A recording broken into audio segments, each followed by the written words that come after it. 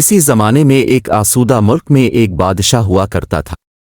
اس کی حکومت میں تمام رعایا بھی خوشحالی سے زندگی گزار رہی تھی۔ ان سب میں خدا ترس اور ہمیشہ اللہ کی ذات پر توکل کرنے والے وزیر کا بھی بڑا کردار تھا، جو اسے مناسب مشورے دیا کرتا تھا۔ بادشاہ بھی وزیر کی بہت قدر کرتا تھا اور ہر اہم فیصلوں میں اس کی رائے کو مقدم رکھتا۔ وزیر ہر حالات میں ایک جملہ دہرایا کرتا: اللہ جو کرتا ہے اچھا کرتا ہے، چاہے پریشانی معمولی ہو یا کتنی بھی بڑی۔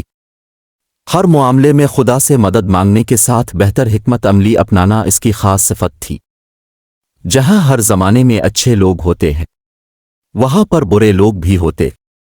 وہ وزیر پر بادشاہ کے اس قدر اعتماد پر حسد محسوس کرتے اور ہمیشہ اس موقع کی تلاش میں رہتے کہ کسی طرح وزیر کو بادشاہ کی نظر میں ذلیل کیا جائے، لیکن کئی سازشوں کے باوجود وہ اس میں کامیاب نہیں ہو سکے۔ ایک دن انہیں ایسا موقع مل گیا جیسے کسی شکاری کے ہاتھ بٹیر لگ گیا ہو۔ ہوا کچھ یوں کہ ایک دن بادشاہ اپنے لشکر کے ساتھ شکار پر گیا۔ سارا دن جنگل میں بھٹکنے کے بعد بھی کوئی اچھا شکار ہاتھ نہیں آیا۔ شام ہونے کو آئی اور شکار کی تلاش میں یہ تمام گھنے جنگل میں بہت دور تک نکل آئے۔ اندھیرا ہونے کو تھا۔ اس دوران بادشاہ کو ایک ہرن نظر آیا تو جلدی سے تیر کمان سنبھالی اور نشانہ لگایا، مگر وہ ہدف سے چوک گیا۔ اب جب صبح سے کوئی شکار نہ ملنے پر بادشاہ کے صبر کا پیمانہ لبریز ہو چکا تھا۔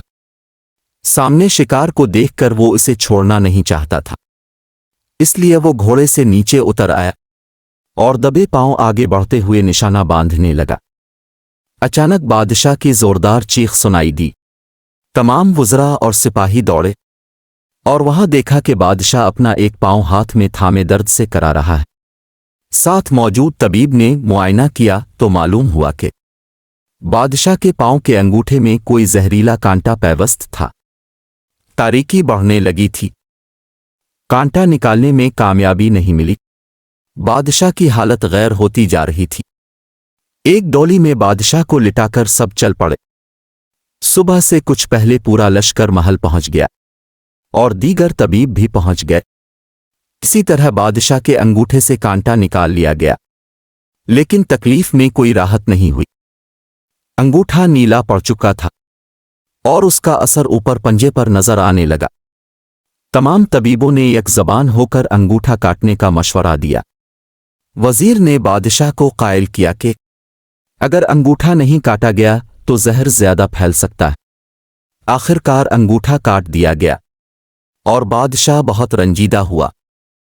تمام وزراء بھی افسوس ظاہر کرتے ہوئے بادشاہ کو تسلی دینے لگے۔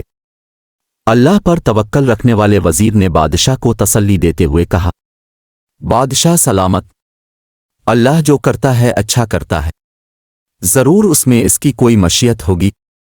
اتنا سننا تھا کہ وزیر سے حسد کرنے والوں کو موقع مل گیا اور وہ کہنے لگے: بادشاہ سلامت اتنی مشکل گھڑی میں ہے اور تم کہہ رہے ہو کہ اچھا ہوا۔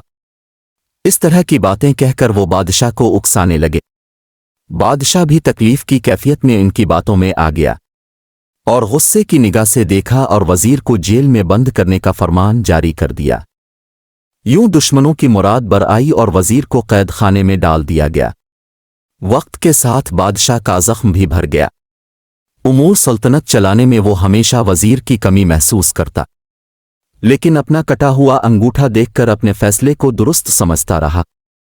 کچھ دنوں بعد بادشاہ نے دوبارہ شکار پر جانے کا منصوبہ بنایا۔ بادشاہ نے لشکر سمیت جنگل میں ڈیرا ڈال لیا اور پہلے دن مناسب شکار بھی مل گیا۔